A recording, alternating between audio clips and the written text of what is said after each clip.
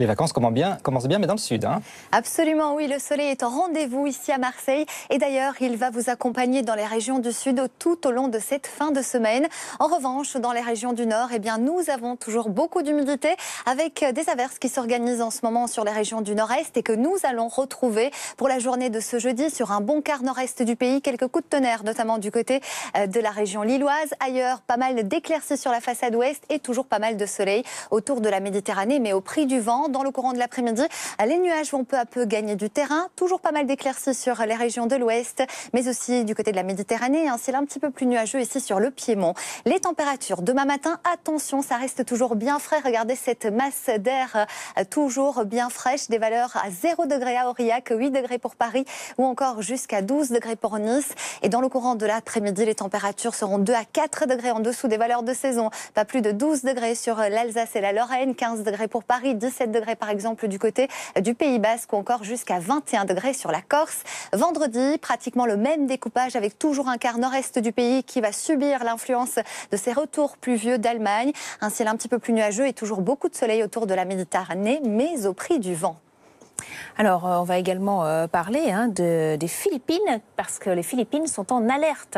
Oui, absolument. La situation est particulièrement préoccupante sur l'archipel. En moins de 2 semaines, 2 typhons ont balayé l'archipel. Le typhon Aima est en ce moment du côté du large. Il va toucher le nord-ouest des Philippines et ensuite se décaler vers la Chine. Il arrivera sur l'archipel en catégorie 5. C'est sa catégorie maximale. Des vents particulièrement destructeurs jusqu'à 300 km/h. Des pluies torrentielles, on attend jusqu'à 300 mm par endroit. Et évidemment, on craint des inondations, mais aussi des glissements de terrain.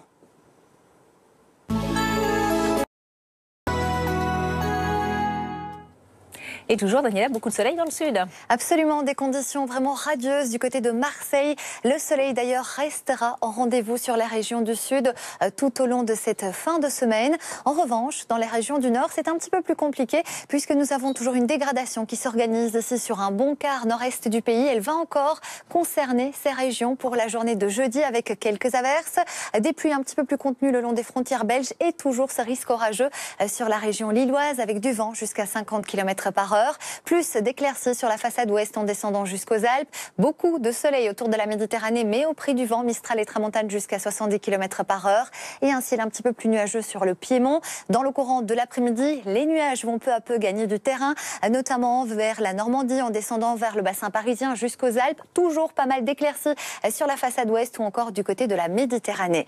Les températures dans le courant de votre matinée seront particulièrement fraîches. On aura par exemple 0 degré du côté d'Aurillac jusqu'à 6 pour Strasbourg, 10 degrés sur le Pays Basque ou encore 14 pour l'île de Beauté. Et dans le courant de l'après-midi, nous resterons toujours 2 à 4 degrés en dessous des valeurs de saison. 15 degrés pour Paris et pour Brest, jusqu'à 16 pour La Rochelle ou encore jusqu'à 21 degrés pour la Corse. Pour la journée de vendredi, on aura toujours beaucoup d'humidité sur le nord-est du pays, un petit peu plus de soleil sur la façade atlantique et du soleil en Méditerranée avec des températures qui seront toujours bien fraîches.